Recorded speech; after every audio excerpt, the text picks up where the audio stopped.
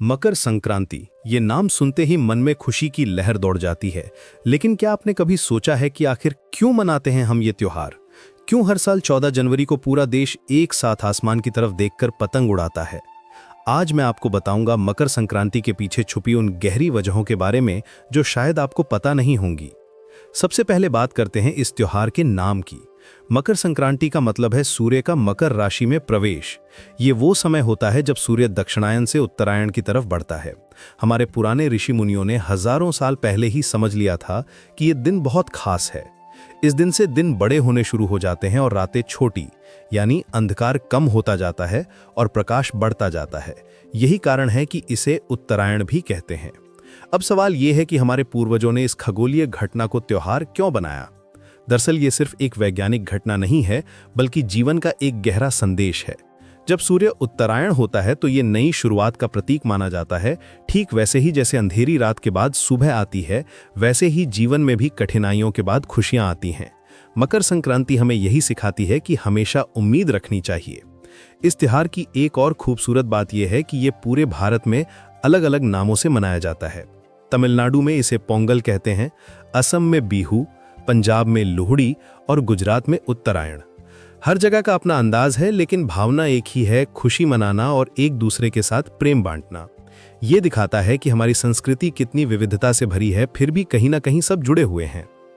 मकर संक्रांति पर तिल और गुड़ खाने की परंपरा भी बहुत गहरी है। सर्दियों में हमारे शरीर को गर्मी की जरूरत होती है और तिल गुड़ प्राकृतिक रूप से शरीर को गर्म रखते हैं।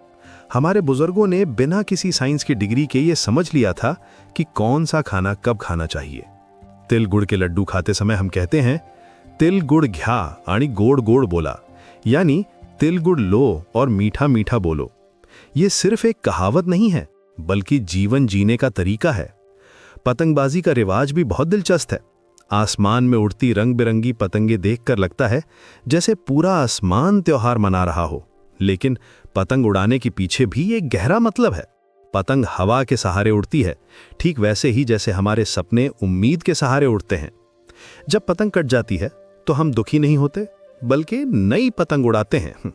यही तो जिंदगी है, गिरना और फिर उठना। इस त्योहार में दान का भी बहुत महत्व है। लोग गरीबों को कपड़े, खाना और पैसे देते हैं। खासकर तिल, गुड़, चावल और दाल का दान करते हैं। ये परंपरा हमें सिखाती है कि खुशी तब पूरी होती है जब हम उसे दूसरों के साथ बांटते हैं। अकेले खुश रहना अधूरा है, सबके साथ खुश रहना ही असली खुशी है। मकर संक्रांति का एक और पहलू है जो बहुत कम लोग जानते हैं। ये किसानों के लिए बहुत महत्वपूर्ण दिन है। इस समय तक रबी की फसल तैयार हो जाती है और किसान अपनी मेहनत का फल देखते हैं।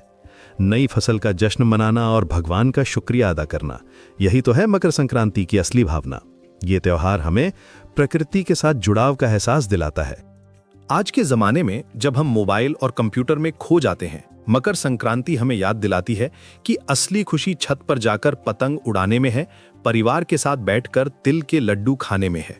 ये त्योहार हमें सिखाता है कि टेक्नोलॉजी अच्छी है, लेकिन इंसानी रिश्ते उससे भी ज्यादा जरूरी हैं। मकर संक्रांति सिर्फ एक त्योहार नहीं है, ये जीवन जीने का एक तरीका है। ये हमें सिखाती है कि बुरे वक्त के बाद अच्छा वक्त जरूर आता है, अंधेरे के बाद उजाला होता है। ये त्योहार हमारी एकता का प्रतीक है, हमारी संस्कृति की मिठास है और हमारे रिश्तों की मजबूती है। तो दोस्तों, अगर आपको मकर संक्रांति के बारे में ये जानकारी अच्छी लगी हो तो कृपया लाइक करना ना भूलें। अपने दोस्तों और परिवार के साथ शेयर करें ताकि वे भी जान सकें कि हमारे त्योहारों के पीछे कितनी गहरी सोच और विज्ञान छुपा हुआ है। कमेंट में बताइए कि आप मकर संक्रांति कैसे मनाते हैं और आपकी पसंदीदा यादें क्या हैं। आपका प्यार और सपोर्ट ही हमें ऐसी और भी दिलचस्प कहानियां लाने की प्रेरणा देता है।